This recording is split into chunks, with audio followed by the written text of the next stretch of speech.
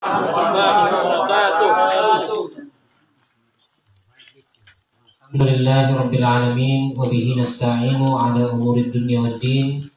Wassalatu wassalamu ala asyrafil anbiya'i wal mursalin sayyidina wa maulana Muhammad wa ala alihi wa sahbihi ajma'in. Allahumma salli wa sallim wa barik ala sayyidina Muhammad al-Fatihi lima ughliq wal khatimi lima sabaq nasiril haqqi bil haqq wal hadi ila siratikal mustaqim wa ala alihi wa sahbihi haqqa qadrihi wa miqdarihi al-'azim. Allahumma salli wa sallim wa barik ala sayyidina Muhammad salatan taftahu lana biha futuhal 'arifin wa tufaqihana biha fid din wa ala alihi wa sahbihi ajma'in, amma ba'd. Alhamdulillah, puji syukur kehadirat Allah Subhanahu wa taala. Kita bisa melanjutkan kajian rutin kita, didahului dengan membaca burdah yang semoga dengan pembacaan burdah, dengan khasiat burdah, dengan berkah burdah yang kita bacakan, kita diberikan kesehatan oleh Allah Subhanahu wa taala, ilmu yang bermanfaat, orang tua kita diampuni dosa-dosanya dan diberikan kesehatan, anak-anak kita dijadikan anak yang saleh-salehah. Salawat dan taslim senantiasa kita aturkan kehadirat junjungan kita baginda Rasulullah sallallahu alaihi wasallam. Kita selalu saling mengingatkan untuk memperbanyak salawat, selalu mengingat baginda Rasulullah agar kita pun insya Allah diingat dan dikenal oleh baginda Rasulullah sallallahu alaihi wasallam. Tak lupa pula demi kesehatan guru kita kirimkan Al-Fatihah dengan niat guru kita, guru mulia kita diberikan kesehatan oleh Allah Subhanahu wa taala. Ala hadhihi wa ala kulli niyatin shalihah wa ala Nabi Muhammad sallallahu alaihi wasallam. Fatihah.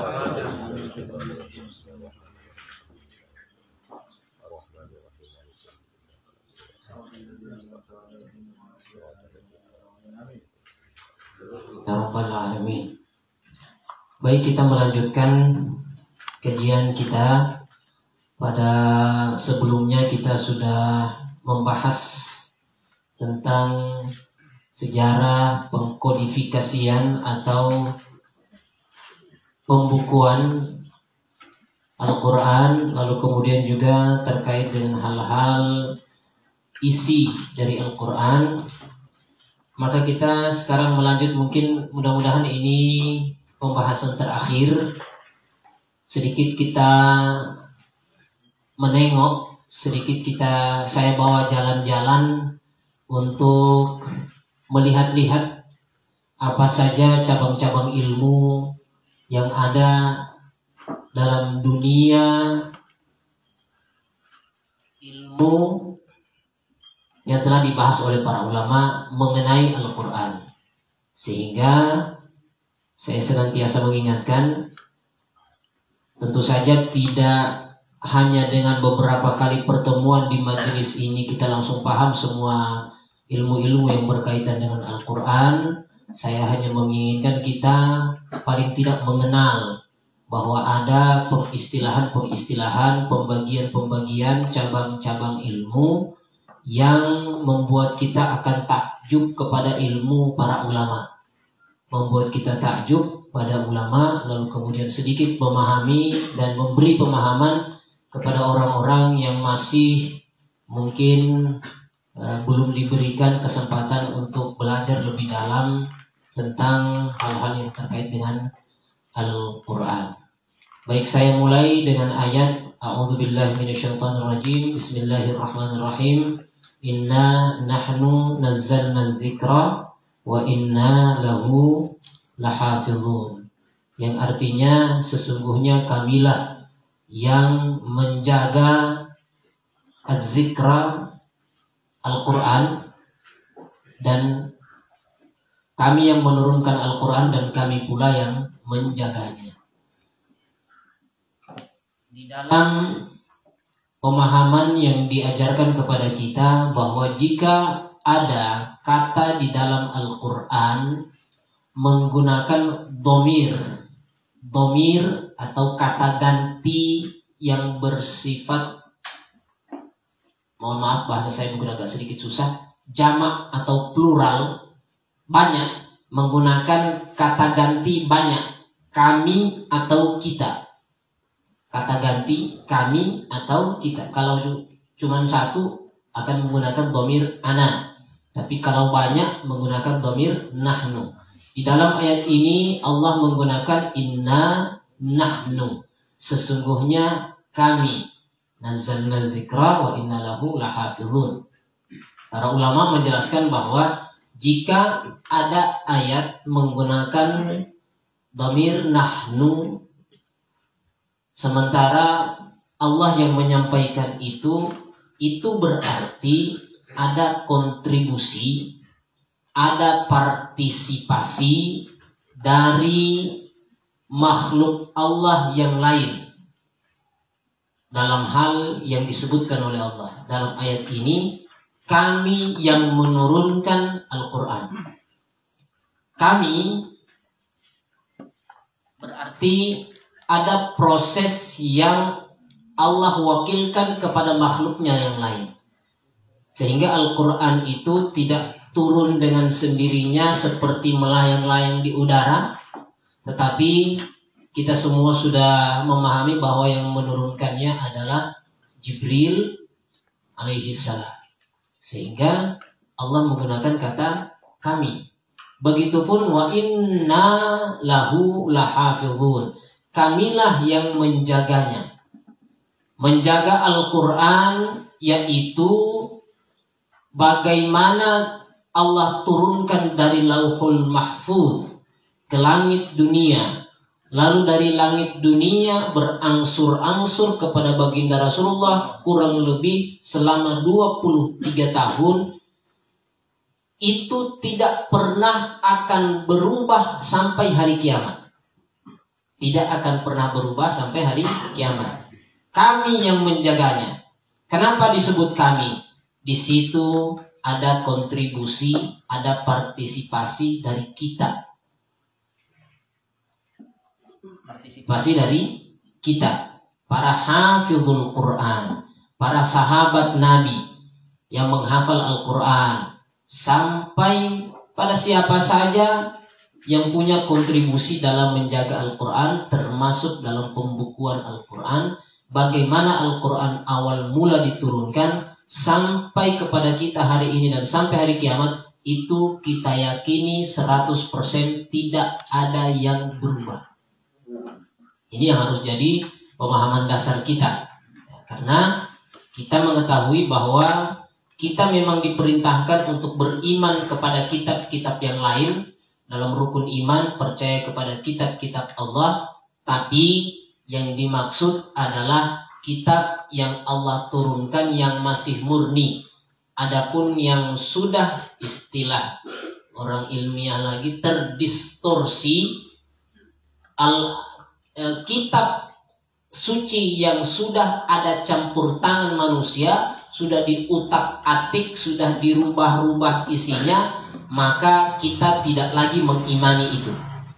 Ini yang harus dipahami ya. Jangan nanti karena kita mengira rukun iman kita kan menyuruh kita percaya kepada kitab-kitab, bukan hanya Al-Quran. Kita percaya kepada Taurat, kita percaya pada Zabur, kita percaya pada Injil, kita percaya pada suhuf-suhuf.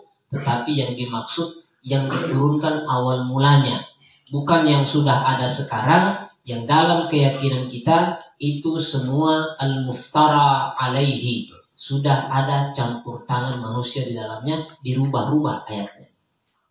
Makanya Rasulullah tegas ketika kita belajar kemarin mengenai menulis Al-Quran, usaha para sahabat untuk menuliskan Al-Quran. Rasulullah itu sampai melarang para sahabat untuk menulis hadis, hanya karena takut nanti bercampur dengan Al-Quran. Tapi sekali lagi percayalah, apa yang ada di dalam Al-Quran yang kita miliki sekarang 100% murni, tidak ada sedikit pun satu huruf pun yang hilang. Ya, tidak ada satu huruf pun yang hilang sampai hari kiamat. Itu semua termasuk kontribusi-kontribusi dari para hafizul Quran. Makanya Allah sangat memuliakan para penghafal Al-Quran, sampai-sampai salah satu yang dijanjikan oleh Allah, salah satu golongan yang ketika dia wafat, ketika dia meninggal, sudah di dalam tanah, sudah dikubur, dia tidak akan dimakan oleh tanah. Jasadnya akan utuh. Jasadnya utuh. Tanah cacing tidak akan mampu untuk memakannya. Salah satunya adalah orang yang menghafal Al-Quran. Itu mulianya Al-Quran. Begitu juga dengan ayat inna alaina jam'ahu wa qur'ana. Ayat ini juga menjelaskan bahwa Allah juga kemudian yang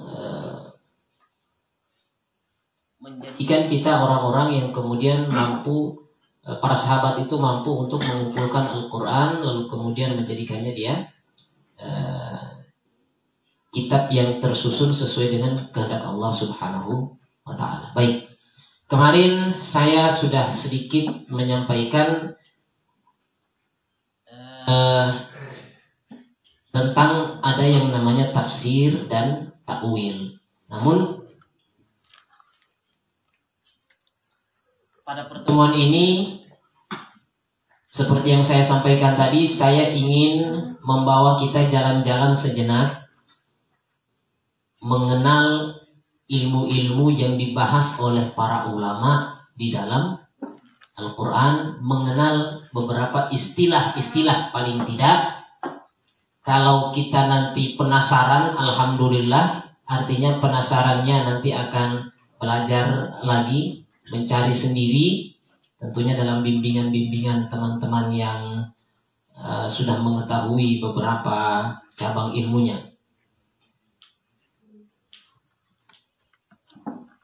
Kita sudah selesai bicara tentang Al-Quran secara luar. Sekarang kita bicara Al-Quran secara isi. Artinya bagaimana para ulama kemudian memberi pemahaman kepada kita tentang isi Al-Quran. Pertama-tama, untuk memahami Al-Quran itu, para ulama kemudian membagi ada dua hal dalam memaknai Al-Quran. Ada yang namanya tafsir, ada yang namanya at-ta'wil. Kita harus berkenalan sedikit dengan istilah ini ya. Tafsir, ini penting supaya kita tidak salah paham. Jadi dalam memaknai Al-Quran nanti ada dua, yaitu tafsir dan takwil. Apa itu tafsir? Kita mungkin sudah di bahasa Indonesia kan ya, kalau ada orang bermimpi kemudian disebut tafsir mimpi, bukunya disebut tafsir mimpi. Sementara takwil mungkin sebagian kita baru dengar. Di takwil, oh sudah ada juga ya, digunakan juga di takwil, takwil mimpi. Nah, sama juga. Nah, tapi mari kita berkenalan dengan istilah ini. Yang pertama yaitu tafsir. Tafsir ini saya sedikit tulis supaya mungkin bisa diabadikan dalam catatan kita. Ilmu untuk memahami isi kandungan Al-Quran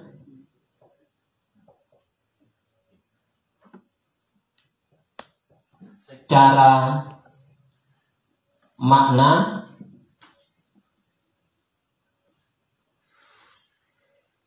hikmah,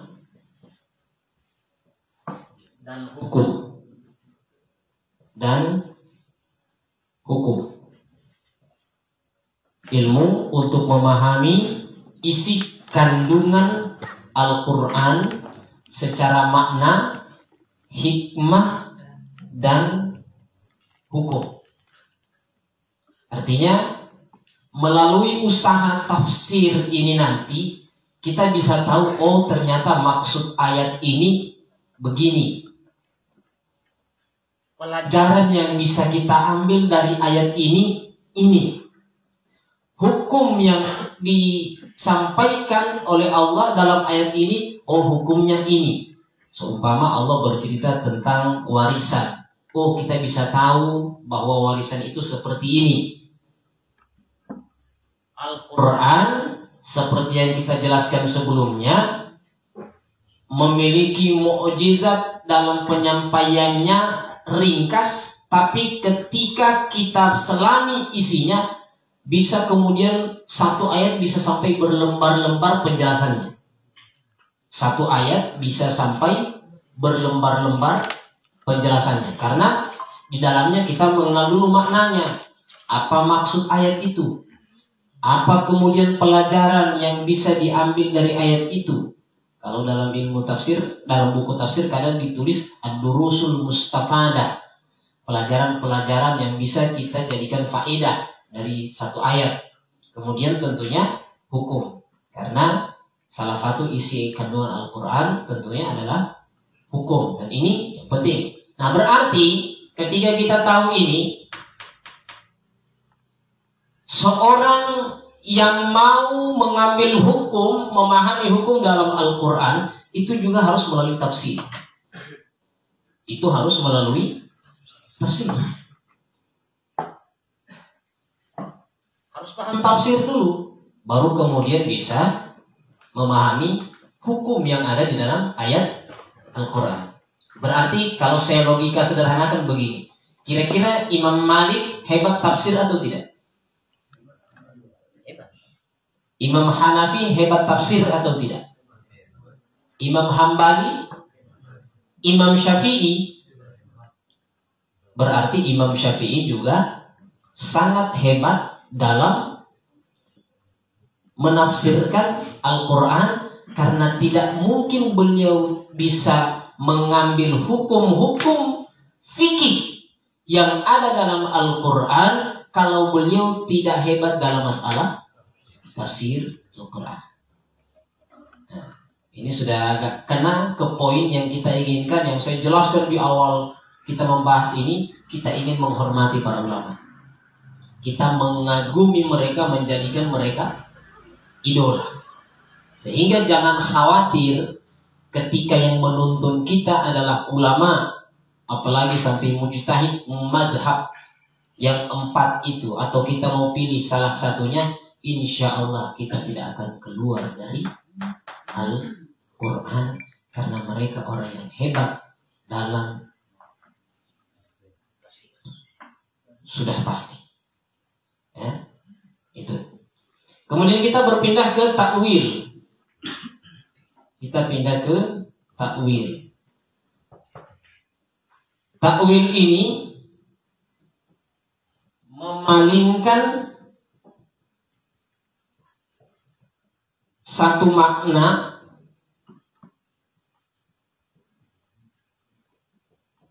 pada makna yang lain.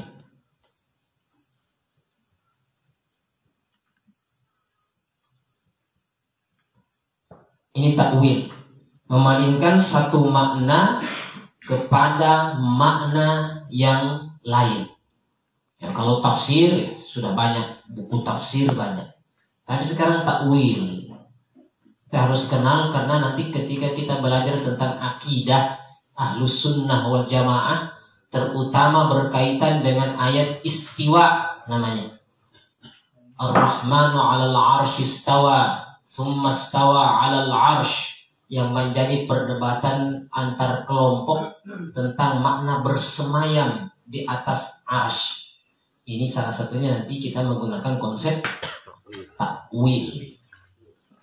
Takwil memalingkan satu makna pada makna yang apa takwil? Yang lain. Oh iya, saya kira ini tadi sambung. Contoh, Saya kasih contoh. Ada ayat redaksinya begini. Yadullahi fawqa aydihim.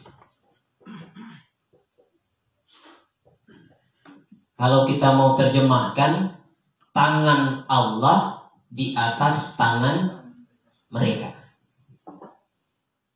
Atau ayat yang serupa dalam surah Ar-Rahman, kullu man 'alaiha fan wa yabqa wajhu rabbika dzul jalali wal ikram. Semua yang selain dia pasti akan binasa, dan yang kekal hanyalah wajhu rabbika, wajah Tuhanmu yang maha mulia. Sekarang kita melihat arti secara hurufnya, kita bingung, bertentangan dengan akidah kita. Akidah kita mengatakan bahwa Allah itu tidak berjisim, tidak memiliki, tidak berbentuk, atau tidak bisa dibayangkan. Tapi tiba-tiba Allah katakan tangan Allah di atas tangan mereka. Tiba-tiba Allah katakan yang kekal itu hanya wajahnya Allah, tubuhnya tidak. Jadi rancu kan? Nah, maka disinilah konsep takwil. Konsep takwil yaitu memalingkan maknanya tadi itu. Tangan, wajah, dipalingkan ke makna yang lain. Jangan gunakan makna yang itu karena akan bertentangan dengan akidah kita. Maka dikatakanlah tangan ini adalah kekuasaan. Dirubahlah maksudnya wajah itu adalah zatnya atau eksistensinya. Jadi dipalingkan maknanya, dirubah maknanya supaya tidak bingung, supaya kita tidak bingung. Ini menarik karena terutama tadi yang saya bilang mengenai ayat istiwa. Ayat istiwa ini banyak diperdebatkan antar kelompok, terutama mungkin ada yang mendakwa diri mereka Salafi, Wahabi. Mereka mengatakan ayat Ar-Rahman 'alal 'arsy istawa, sampai mereka mengatakan Allah itu bersemayam di atas arsy, duduknya ya seperti duduknya manusia yang duduk di atas kursi. Manusia yang duduk di atas kursi. Nah, ini pemahaman ini kita mau paksakan ke logika kita tidak masuk. Maka para ulama kita kemudian menggunakan konsep takwil. Ahlus Sunnah wal Jamaah mengatakan Ar-Rahman 'alal 'arsy istawa atau tsumma istawa 'alal 'arsy. Allah bersemayam itu, bersemayam artinya meliputi. Bukan dalam makna yang sesungguhnya, tapi dia meliputi, menggunakan konsep takwil. Ditakwil, dipalingkan maknanya. Jangan pakai makna itu, tidak cocok. Kenapa kalau kita mau paksakan bisa kacau? Lucunya begini nanti. Kacaunya begini kalau kita tidak pakai konsep takwil, rancunya begini. Ada satu ayat dalam Al-Qur'an yang mengatakan wa man kana fi hadhihi a'ma fahuwa fil akhirati a'ma wa adallu sabila. Barang siapa yang di dunia ini buta, a'ma, di situ dikatakan a'ma. Faman kana fi hadhihi a'ma. Barang siapa yang hidup di dunia ini buta, fahuwa fil akhirati a'ma wa adallu sabila. Maka di akhirat juga dia pasti akan buta dan sesat jalannya, termasuk orang yang masuk neraka. Bayangkan ayat ini, kalau ada orang menolak konsep takwil, oh jangan ditakwilkan. Kalau Allah bilang tangan ya tangan, kalau Allah bilang mata mata, kalau Allah bilang wajah wajah, kalau Allah bilang bersemayam bersemayam, dulu. Jangan coba-coba artikan yang lain. Tidak mau dia pakai konsep ini. Kita bawa dia ke ayat ini. Faman kana fi hadhihi a'ma. Siapa yang buta di dunia, buta juga di akhirat. Kira-kira mereka mau terima kira-kira? Karena ayat ini bicara begitu. Orang yang hidupnya buta di dunia, Mungkin buta dari lahir, buta karena satu insiden, atau katarak, atau karena apapun tiba-tiba dia buta. Berarti di akhirat juga nanti dia buta, wa adallu sabila. Dia akan masuk neraka. Siapa kira-kira yang mau? Jangan coba-coba jadi orang buta. Jangan coba-coba jadi orang buta. Karena mereka mau menolak. Dia mau tolak takwil. Tapi kalau pakai konsep kita, konsep Ahlussunnah wal Jamaah, takwil, selamatlah orang buta. Kenapa? Karena yang dimaksud buta itu buta mata hati. Mata hatinya yang buta, bukan mata yang ini yang buta. Maka berarti kalau tidak mau terjebak dengan ayat tentang buta tadi ini, harus terima ini. Harus terima takwil supaya tidak terjebak pada ayat yang seperti itu. Artinya banyak nanti kita temukan di dalam ayat-ayat Al-Quran itu hal-hal yang mesti ditakwilkan, tidak bisa kita terjemahkan sesuai letterlek, secara harfiah, secara harf. Jadi begitulah konsep para ulama yang luar biasa sehingga kita bisa memahami Al-Quran dengan baik dan benar. Selesai ya antara tafsir dan takwil ya. Jadi nanti dalam memahami itu para ulama menggunakan dua konsep ini. Karena takwil tidak terlalu luas pembahasannya, saya sedikit membawa kita ke ilmu tafsir.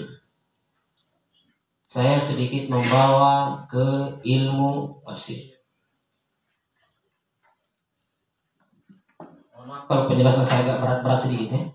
Karena ini sudah kita masuk pada isi Al-Quran. Tidak lama lagi semester. Semester ganjil. Oke. Sekarang kita bicara tafsir. Tafsir terbagi dua.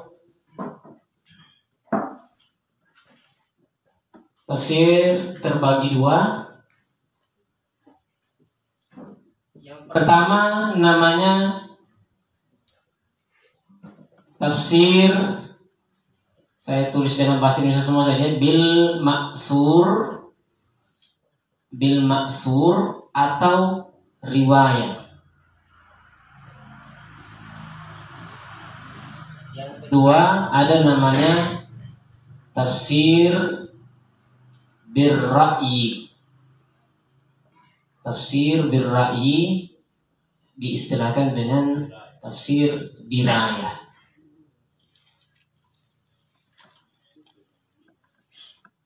Yang pertama tafsir bil ma'thur, riwayat ini maksudnya sesuai riwayat dari Rasulullah.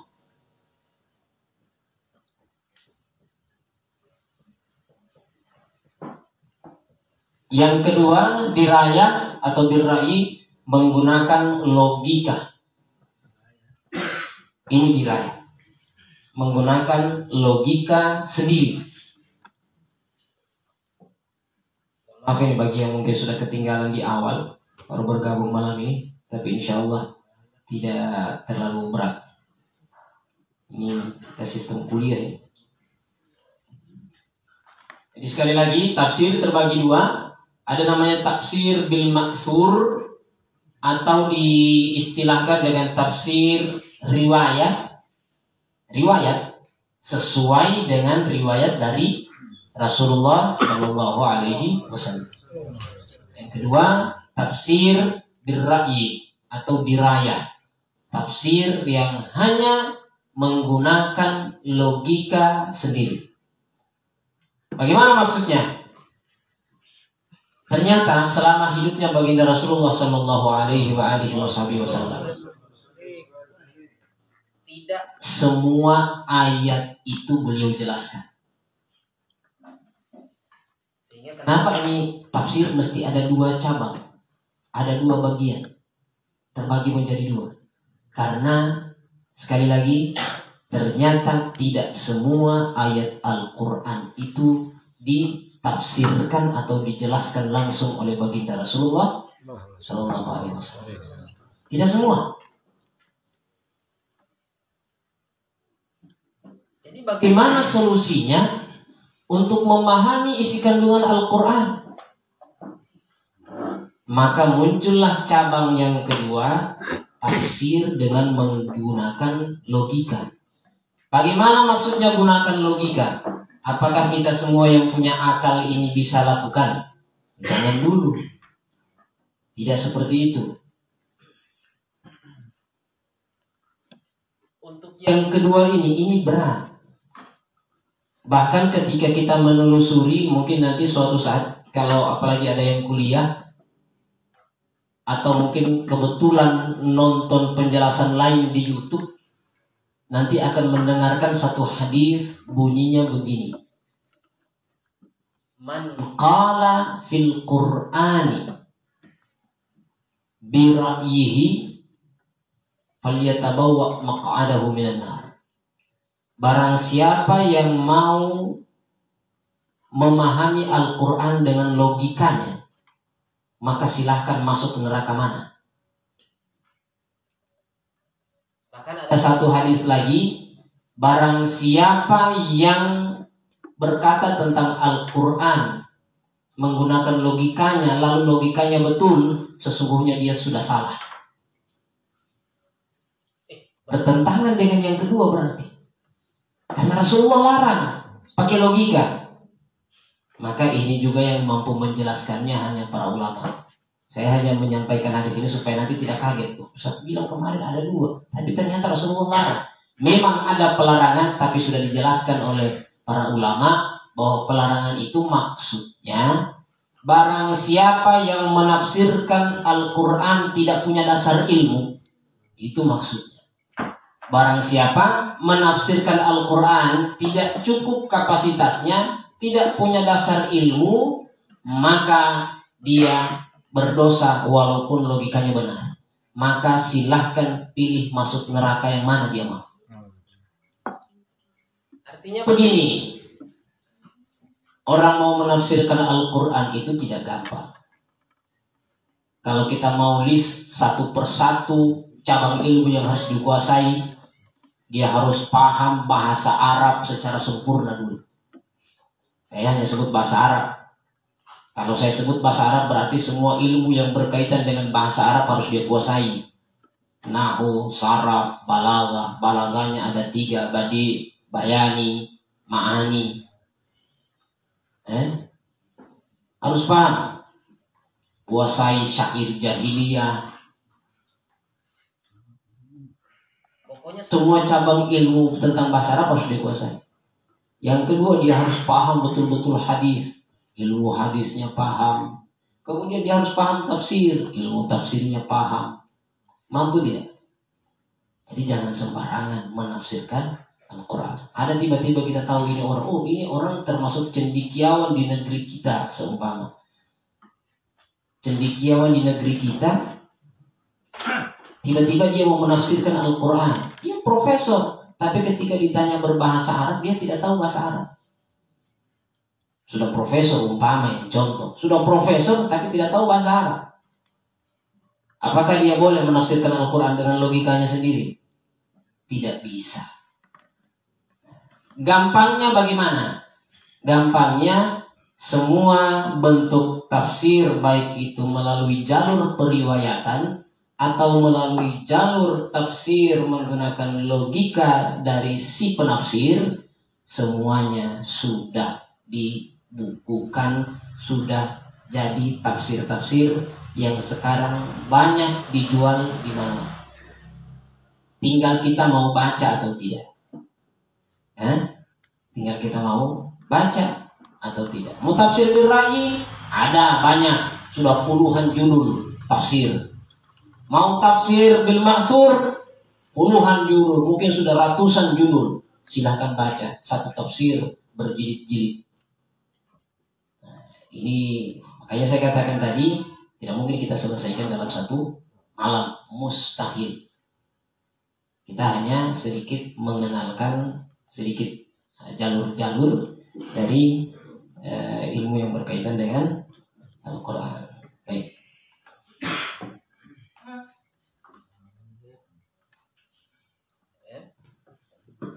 Oke, bisa lanjut ya? Iya. Kita lanjut. Baik. terakhir, kelanjutan kita yang terakhir ini. Saya hapus ini ya.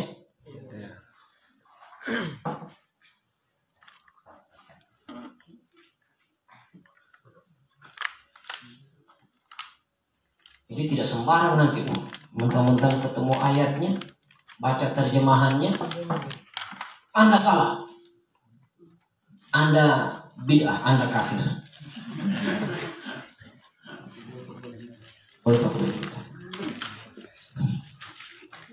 Nah, kemudian saya untuk terakhir, tapi sebenarnya ini sudah yang paling dalam. Ini yang paling dalam, tapi karena terlalu dalam tidak mampu kita. Nah, ruang lingkup ilmu tafsir. Ruang lingkup ilmu tafsir.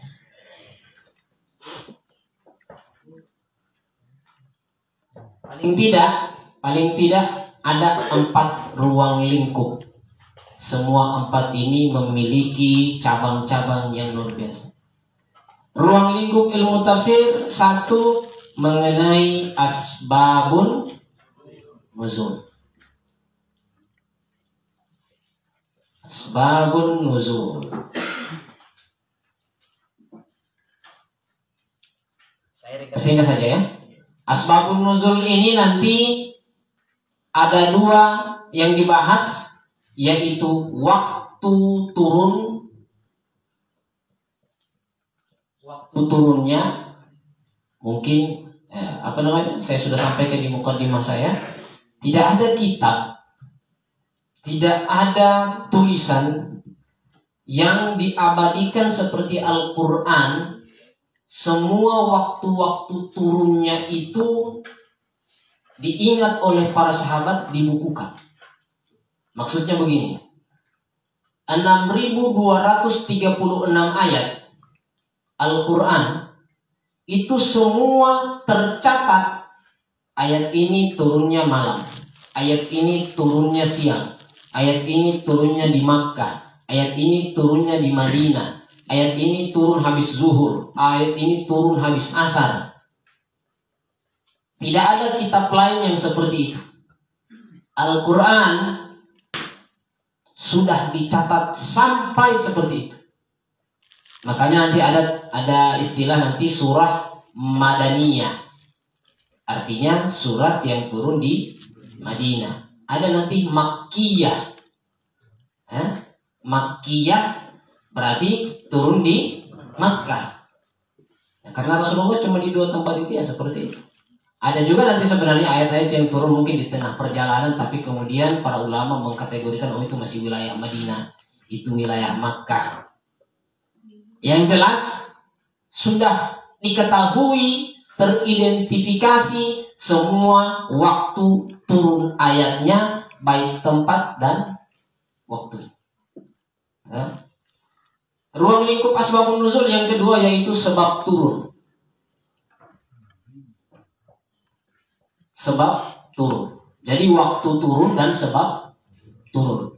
Kenapa ayat itu turun? Ada 2 kemungkinan. Bercabang 2 lagi. Minta maaf, sekali cabang. Bisa karena satu peristiwa.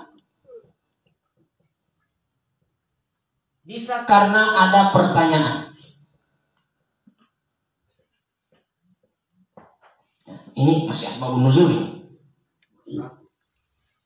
Asbabun nuzul sekali lagi, waktu turun sudah diketahui, waktu dan tempat, ya bukan cuma waktu, sebenarnya waktu dan tempat. Kemudian sebab turun.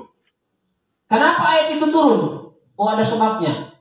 Apa sebabnya? Terjadi satu peristiwa. Untuk menjawab atau memberi solusi terhadap satu peristiwa, Allah turunkan ayat. Atau karena ada pertanyaan. Ada sahabat datang kepada Rasulullah, ya Rasulullah, begini. Rasulullah itu tidak langsung jawab. Rasulullah itu kalau ditanya tidak langsung jawab. Kenapa? Karena pertanyaan itu harus melalui wahyu. Jawabannya harus melalui wahyu. Tunggu dulu wahyu turun. Jangan asal jawab. supaya karena ini barang sampai hari kiamat. Maka tidak lama biasanya tiba-tiba Jibril turun. Atau bahkan pernah ada satu ayat sampai 3 bulan baru turun. Kalau ada pertanyaan, sampai 3 bulan baru turun. Kadang seperti itu. Ya. Jadi Rasulullah tidak akan jawab selama belum ada wahyu jawaban langsung dari Allah. Rasulullah tidak akan jawab. Nah, makanya di beberapa ayat kita akan temukan redaksi seperti contoh wayas alunaka. Banyak. Yas alunaka anil anfal, surah Al-Anfal ayat pertama. Yas alunaka anil khamri wal maisir. Yas alunaka anil mahid. Mereka bertanya kepadamu tentang haid. Yas'alunaka 'anil qisasi fil qatla. Mereka bertanya kepadamu tentang qisas ketika terjadi pembunuhan. Mereka bertanya kepadamu tentang khamar, tentang judi. Mereka bertanya kepadamu tentang roh. Mereka bertanya kepadamu tentang harta rampasan perang. Nah, baru kemudian turun ayat. Atau karena satu peristiwa terjadi satu fitnah umpama.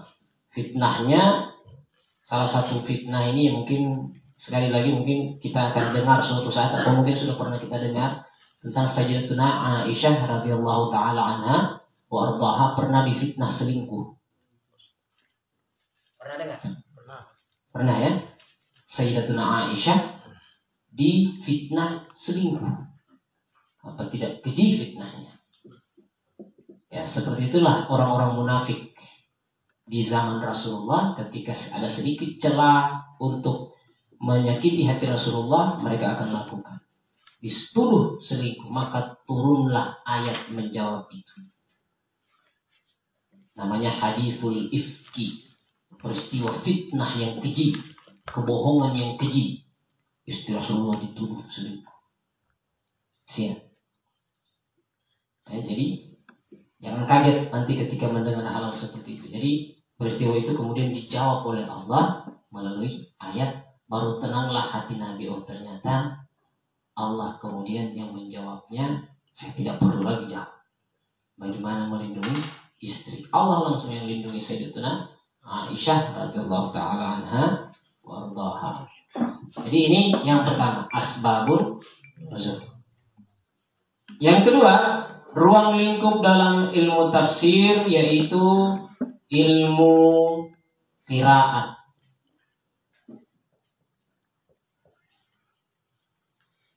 Ilmu qiraat. Ilmu qiraat ini bukan seperti yang sering ikut MTQ, qiraah sab'ah, majriha wa duhe wal laili idza saje, bukan itu yang dimaksud. Ilmu qiraat ini mengenai kosakata di dalam Al-Quran atau beberapa bacaan yang menimbulkan hasil yang berbeda kalau kita bacanya berbeda. Nah, ini ilmu qiraat. Jadi tetap saja artinya nanti adalah bacaan, ilmu tentang bacaan Al-Quran.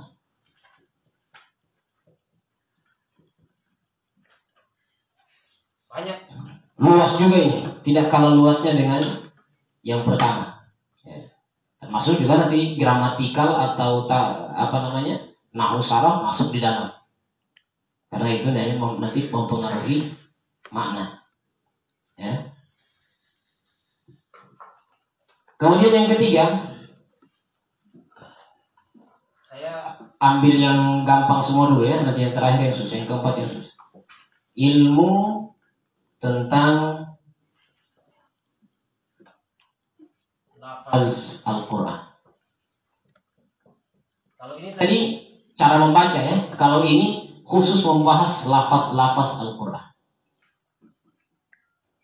Ilmu tentang lafaz Al-Quran. Masuk juga di dalamnya harus mengerti namanya ilmu balaghah. Rangkaian-rangkaian katanya. Bahkan sampai kemudian keindahan bahasanya.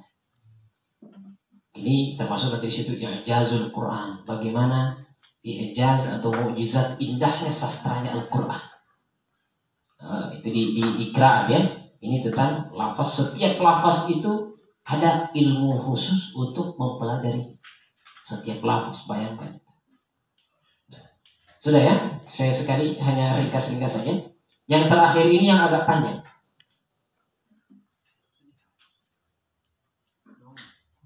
Karena agak panjang saya hapus. Boleh ya? Iya, hapus. Jangan tersambung lain nanti.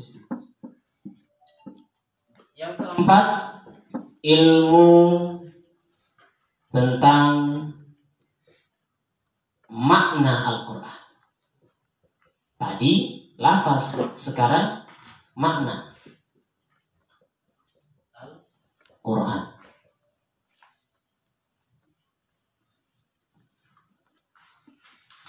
Ada beberapa bagian. Yang pertama ada yang namanya masalah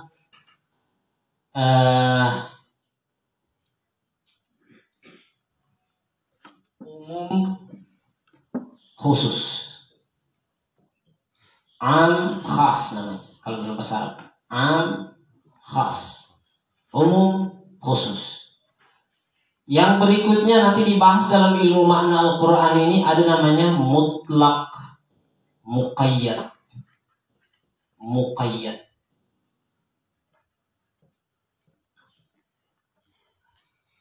Yang ketiga ada yang namanya nanti mantuk, mafhum.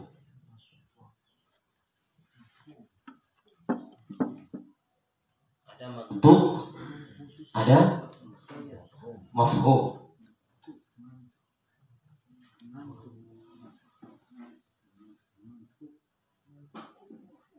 Kemudian yang terakhir ada nanti yang namanya muhkam, mutasyabih.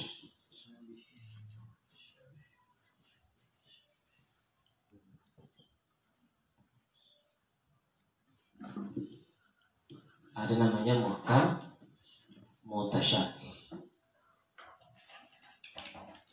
Tidak salah sambung.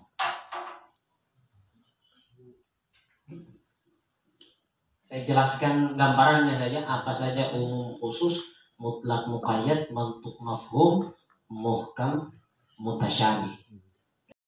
Ini semua dalam. Saya hanya jelaskan ciri-ciri fisiknya saja. Tidak sampai ke rohnya, fisiknya saja. Jangan rohnya. Tidak cukup 2 kolam kopi. Yang 2 galon, 2 kolam kopi tidak cukup.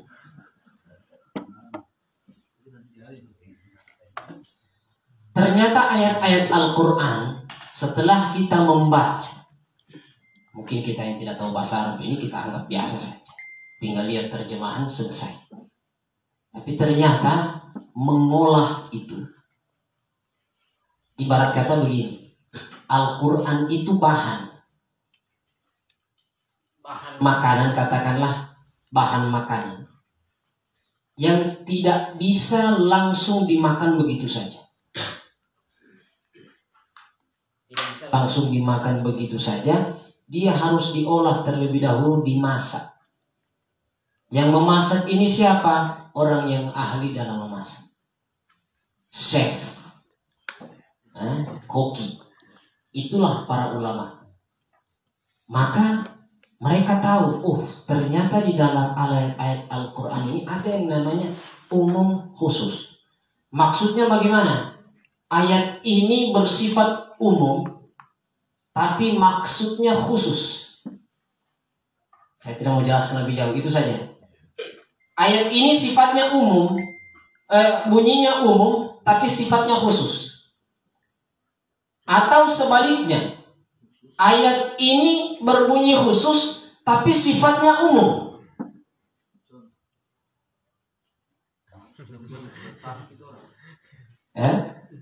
Jadi, atau umum ya memang umum, atau khusus ya memang khusus. Kadang terjadi sebaliknya. Sehingga ini dalam. Kalau saya sebutkan satu persatu contohnya susah. Ya. Ini umum khusus. Ternyata tidak sembarang. Kita harus tahu sifatnya ayat ini apa. Umum, terus maksudnya umum. Ayat ini khusus, terus maksudnya khusus. Ayat ini umum, maksudnya khusus. Ayat ini khusus, maksudnya umum. Ya. Contoh, karena tadi ada permintaan contoh. Masalah jilbab. Masalah jilbab. Apakah? Dan ini kemudian kan jadi perdebatan. Ada yang mengatakan oh ini ayat khusus.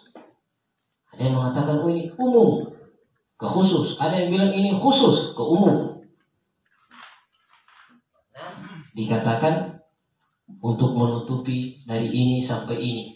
Untuk siapa itu? Apakah hanya untuk orang yang ada pada waktu itu atau sampai akhir zaman? Nah, ini pembahasannya nanti di situ. Kira-kira satu contohnya di situ ya. Itu gaweannya ulama, bukan gawean kita. Kemudian ada nanti yang namanya mutlak dan muqayyad. Ini pasangannya ya. Kalau umum pasangannya khusus, mutlak pasangannya muqayyad. Mutlak muqayyad itu bagaimana? Mutlak muqayyad itu ada satu ayat maknanya sudah seperti itu, maksudnya sudah seperti itu. Ada ayat yang maksudnya jadi seperti itu atau hukumnya jadi seperti itu kalau ada syaratnya, namanya muqayyad. Namanya muqayyad. Kalau muqayyad ini satu hal yang diungkapkan oleh Al-Quran, dia tergantung syarat, baru kemudian jadi. Atau ayat itu tidak pakai syarat apa-apa, sudah seperti itu. Bingung kan? Saya tidak bisa lakukan contohnya yang populer. Saya cuman punya contoh di hadis, umpama contoh hadis yang selama ini seumpama katakanlah orang jadi berdebat juga masalah, mohon maaf, isbal. Masalah isbal. Isbal ini menjulurkan kain sarung atau celana di bawah mata kaki. Ini dalam hadis. Karena nanti dalam ilmu hadis juga ada ini. Kecuali ini ya, ini tidak ada ya. Yang ada cuma ini. Dalam ilmu hadis, seumpama contoh, man jarra thawbahu khuyala, barang siapa yang menjulurkan pakaiannya sampai di bawah mata kaki karena sombong, maka tempatnya di neraka. Di situ ada satu kata yang mengikat, muqayyad, bersyarat, karena sombong. Karena sombong. Berarti kalau mau dipahami, kalau tidak sombong boleh tidak? Boleh. Sekarang yang mau dipangkas kain celana atau kain sarungnya atau sombongnya? Sederhananya begitu. Jadi yang mau dipangkas itu apa sebenarnya? Yang disuruh pendek itu apa? Sombongnya atau kainnya? Kakinya.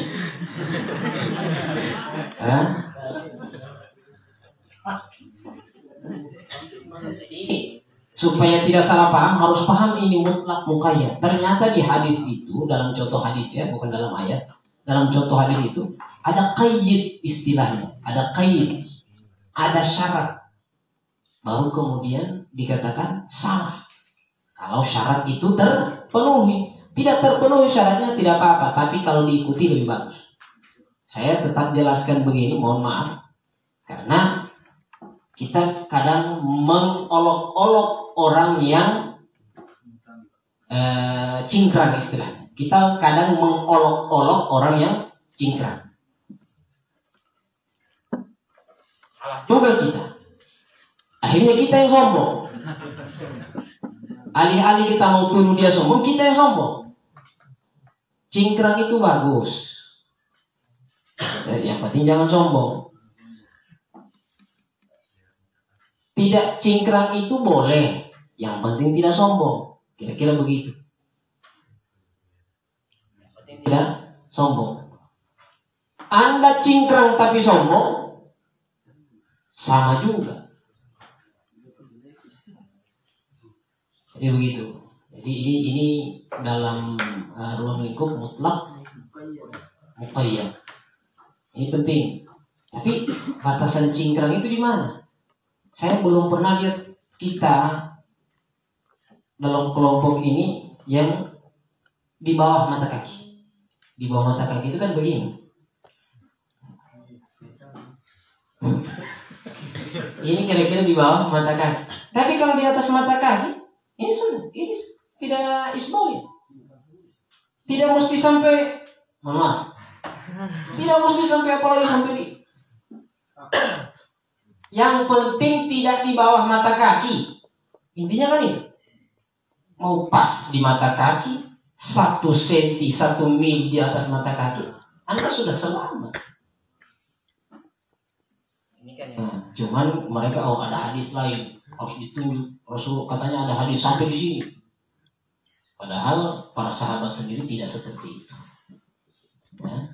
Jadi kalau mau dinaikkan lagi untuk lebih amannya, alhamdulillah baik. Tapi sekali lagi jangan mengolok-olok orang yang cingkrang, maka kita akan terjebak pada hal yang sama yang kita menuduh mereka sombong. Intinya sombongnya hilangkan. Oke, kira-kira di situ mutlak muqayyad ya. Kemudian yang ketiga, mantuq mafhum. Saya sederhanakan saja pembahasannya. Mantuq ini tersurat, makna tersurat, mafhum makna tersirat. Diucapkannya begini, tapi dimaknainya begini. Mantuq mafhum ini dalam juga. Ini main di permainan bahasa juga ya. Nanti ilmu kalam, ilmu balaghah, majaz sudah masuk di situ. Metafora, kalau bahasa kita metafora. Kemudian yang terakhir ada yang muhkam, ada yang mutasyabih. Ini lebih gampang. Muhkam itu ayat Al-Quran yang memang sudah pasti hukumnya. Wallahu ahad, Allah itu satu, itu muhkam. Yusikumullahu fi auladikum lizzakari mislu hazzil unsayain. Allah mewasiatkan kepada kalian untuk bagian warisannya laki-laki sama dengan 2 orang perempuan. 1:2. Itu muhkam, tidak usah ditafsir-tafsirkan lagi. Ada yang mutasyabih. Mutasyabih ini masih perlu penafsiran. Belum jelas maknanya mau kemana. Jadi ini sekali lagi saya tidak membahas isinya apa. Saya hanya mengenalkan ciri-ciri fisiknya saja. Hanya mengenalkan ciri-ciri fisik supaya kita paham. Ternyata ulama ini luar biasa. Ternyata agama ini gampang-gampang susah. Ternyata ilmu itu ada yang fardu kifayah, ada yang fardu ain. Ini berat, biarlah orang-orang tertentu yang pelajari. Kifayah, kafah, sudah cukup mereka saja. Tugas kita yang tidak mampu ini apa? Kita ikut mereka. Jangan jadi ulama sendiri. Itu maksud saya menjelaskan, mengenalkan kepada kita bagaimana seharusnya kita berinteraksi dengan Al-Quran. Jadi sekali lagi, jangan bosan mendengar saya mengulang-ulangi ini, karena di akhir-akhir ini kita dibuat ada semacam tashkik istilahnya, menanamkan keraguan-raguan kita kepada ulama-ulama kita. terutama para pengikut atau para imam madhab. Sampai-sampai ada satu golongan yang menamakan diri al-madhabiyah, orang yang beragama tidak pakai madhab. Nanti berikutnya kita jelaskan apa itu madhab. Berikutnya kita jelaskan apa itu madhab supaya paham. Apakah madhab ini agama? Sehingga bilang, oh ikut mana? Imam Syafi'i atau Rasulullah? Imam Syafi'i atau Nabi? Siapa mau diikut? Imam Syafi'i atau guru tua? Siapa mau diikut? Umpama. Selalu membanding-bandingkan seperti itu. Mau ikut Nabi atau mau ikut Sayyidina Umar? Mau ikut Sayyidina Umar atau ikut Imam Syafi'i? Padahal semuanya sama. Maka kita harus paham. Jadi saya mengambil inisiatif pertemuan berikutnya sebelum masuk ke hadis saya bahas mazhab dulu supaya enak. Saya bahas mazhab, insya Allah lebih paham kita nanti alurnya setelah sudah tahu dasar utama, pondasi utama kita Al-Quran. Kita sudah berkenalan dengan Al-Quran, kita kemudian paham dunia mazhab, dunia fikih, dunia akidah. Kita baru kemudian kita masuk di hadis. Terakhir, rekan-rekan yang dirahmati Allah Subhanahu Wa Taala, saya menyengaja membacakan beberapa hadis terkait dengan keutamaan kita membaca Al-Quran. Jadi poin utama yang ingin kita capai setelah kita berkenalan dengan Al-Quran, ilmu-ilmu yang berkaitan dengan Al-Quran, sejarah Al-Quran, pembukuan Al-Quran, tentunya harus membuat kita cinta dengan Al-Quran. Tidak hanya diketahui begitu saja. Maka saya sedikit membacakan yang saya ambil dari kitab Kaifa Nata'amalu Ma'al Quran. Bagaimana kita berinteraksi dengan Al-Quran, karangan Dr. Yusuf Al-Qaradawi. Beliau mengutip beberapa ayat, di antaranya saya bacakan, A'udzubillahi minasyaitonirrajim. Innal ladzina yatluna kitaballahi wa aqamus salata wa anfaqu mimma razaqnahum sirran wa alaniyatan yarjuna tijaratan lan tabur. Sesungguhnya orang-orang yang selalu membaca kitabullah, mendirikan salat dan menafkahkan sebahagian dari harta mereka baik secara sembunyi-sembunyi maupun terang-terangan, mereka itu akan mengharapkan perdagangan yang tidak akan pernah merugi. Salah satunya dagangan yang tidak akan pernah rugi yaitu membaca Al-Quran. Ini penting. Kenapa saya katakan, atau mungkin mau kita logikakan bagaimana ini perdagangan yang tidak pernah merugi. Saya selalu memotivasi ini, mengulang-ulangi ini. Salah satunya adalah dengan kita mengajarkan orang lain membaca Al-Quran. Seperti MLM, ya, kaki berkaki, nah, kira-kira begitu. Kita bisa baca Al-Quran karena guru kita. Setelah itu kemudian kita mengajar anak-anak membaca Al-Quran. Orang yang kita ajarkan baca Al-Quran, ajar lagi orang lain. Mereka yang diajar, ajar lagi orang lain. Apakah merugi orang seperti itu? Tidak. Karena akan terus-menerus bertambah kakinya, bertambah pahalanya, semakin hari semakin banyak. Maka saya selalu menyampaikan, one man, kalau ada jargon satu juz satu hari, kalau jargon kita satu orang mengajar orang membaca Al-Quran, paling tidak satu orang. Satu orang Anda ajar, insya Allah itu sudah jadi pohon yang akan berbuah lebat, bertambah tinggi sampai hari kiamat, karena tidak akan pernah putus-putus. Ya, itu ayat yang pertama. Kemudian saya langsung ke hadis. Baginda Rasulullah SAW bersabda, An Abi Umamah radhiyallahu anhu qala sami'tu Rasulullah sallallahu alaihi wasallam yaqul iqra'ul Qur'an fa innahu ya'ti yaumal qiyamati syafi'an li ashabi. Dari Abu Umamah, beliau mendengar Rasulullah bersabda, bacalah Al-Quran, fa innahu ya'ti yaumal qiyamah, karena nanti di hari kiamat dia akan datang sebagai siapa? Syafi'an li ashabih, menjadi penyelamat bagi orang yang membaca. Di saat semua orang dalam huru hara kiamat, sejak riwayat yang disampaikan kepada kita ada orang yang sampai tenggelam dengan keringatnya sendiri, orang sudah baku injak, orang di tengah terik matahari yang luar biasa, keadaan tidak terbayangkan pada waktu itu. Tiba-tiba ada orang yang menyelamatkan kita. Siapa dia? Al-Quran yang dibaca. Allah, amin. Insyaallah ya. Kemudian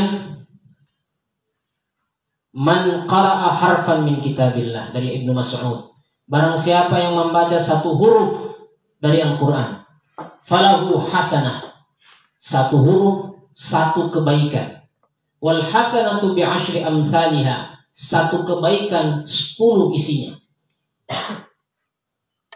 Satu kebaikan 10 isinya. Jadi satu huruf dapat 10 pahala. Satu huruf.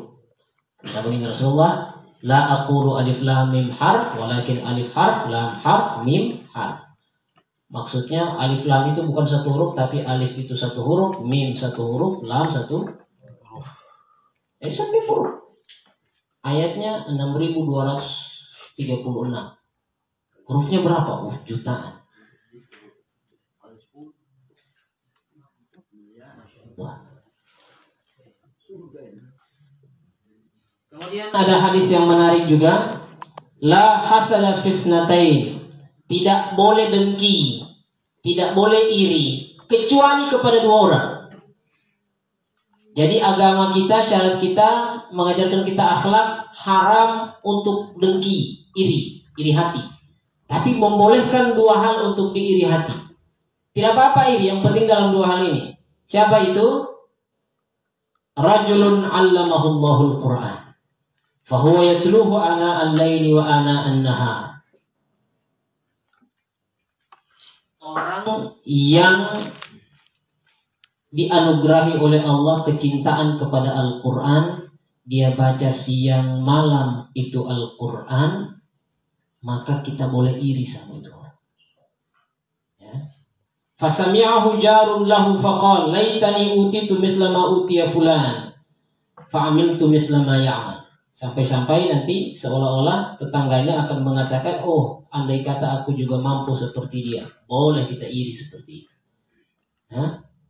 Orang yang kedua yang kita boleh iri siapa? Rajulun atahullahu malan fahuwa yuhlikuhu fil haqq. Satu orang atau seseorang yang dianugerahi harta, hartanya dia gunakan untuk kebaikan. Hartanya dia gunakan untuk kebaikan, boleh iri. Iri, tapi irinya maksudnya, dengkinya maksudnya bukan dengki mau dipukul, mau balas dendam, tidak. Mau berusaha bersaing maksudnya. Berusaha bersaing. Oh, saya mau saingi dia baca Al-Quran 1 juz 1 hari, saya mau 2 juz, boleh. Oh, dia nafkahkan 1 juta 1 bulan, oh saya mau nafkahkan 2 juta 1 bulan, boleh. Nah, itu maksudnya iri, bukan iri mau disakiti, bukan ya, bukan seperti itu. Baik. Dan terakhir saya bacakan satu hadis lagi terakhir dari Abu Hurairah. Beliau berkata, innal baital ladzi yutla fihi al-Qur'an ittasa'a bi ahlihi wa kathura khairuhu wa hadarathu al-malaikah wa kharajat minhu asyayatin wa innal baital ladzi la yutla fihi al-Qur'an daqa bi ahlihi wa qalla khairuhu wa kharajat minhu al-malaikah wa hadarathu asyayatin. Artinya, rumah yang di dalamnya sering dibacakan Al-Quran, dia dan keluarganya akan nyaman di dalam rumah itu. Banyak kebaikan yang mereka dapatkan dalam rumah. Malaikat akan sering berkunjung ke rumahnya. Syaitan-syaitan akan keluar dari rumahnya. Dan sebaliknya, wa innal baital ladzi la yutla fil Qur'an, rumah yang sama sekali tidak pernah dibacakan Al-Quran di dalamnya, Dhaqa bi ahlihi, sumpek di dalam rumah, tidak ada nyamannya. Wa qalla khairuhu, tidak ada kebaikan di dalamnya. Wa kharajat minhul malaikah, malaikat tidak mau masuk. Wa hadarathu syayatin, yang masuk itu syaitan. Yang masuk itu syaitan. Ini kata Abu Hurairah. Nah, jadi kita sering ditanya, Ustaz, rumah saya itu berhantu, banyak orang sakit di dalam. Bacakan Al-Quran, insya Allah syaitannya keluar berganti malaikat. Ya, walaupun ini memang berat, tapi paling tidak step by step. Mungkin kemampuan kita masih satu ain, ya sudah satu ain itu satu hari. Ya. Atau bahkan mungkin ada yang satu ayat. Tapi jangan melulu seperti itu terus. 6.236 hari baru tamat. Ya, kan begitu ya. Jadi mudah-mudahan pertemuan kita kali ini ada manfaatnya. Semakin menambah kecintaan kita kepada Al-Quran.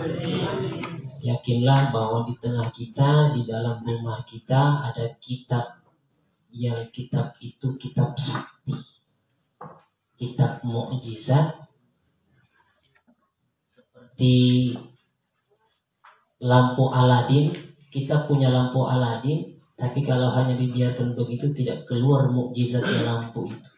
Ternyata lampu itu mesti digosok-gosok baru keluar jinnya. Begitupun Al-Quran. Kita punya Al-Quran di rumah kita, caranya bukan disapu-sapu, tapi dibaca. Ya, dibaca semampu kita. Sebaik-baik amalan yang sedikit tapi kontinu. Seburuk-buruk amalan banyak tapi cuma dibaca satu kali selesai. Bukan amalan namanya. Oke, itu saja barangkali. Semoga kita semua mendapatkan berkah Allah Subhanahu wa Ta'ala, disehatkan kita, disolehkan anak keluarga kita, dan diampuni dosa-dosa orang tua kita semua. Guru-guru kita diberikan kesehatan keafiatan. Nah, hadirin ya walaupun itu soal ya syaitu dalam Al-Fatihah.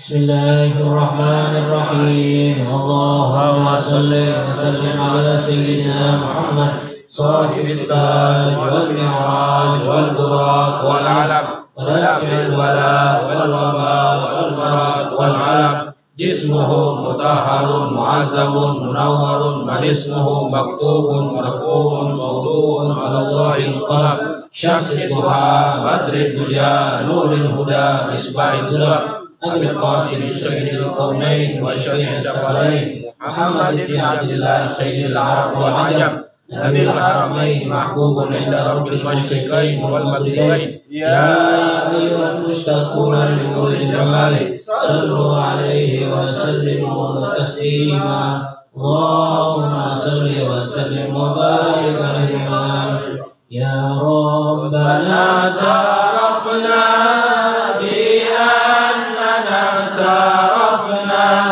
وأننا أسرفنا واتوب علينا توبة تغسل لكل هوبة واستر لنا العورات وآمن الروعات واغفر لوالدينا ربي ومولودينا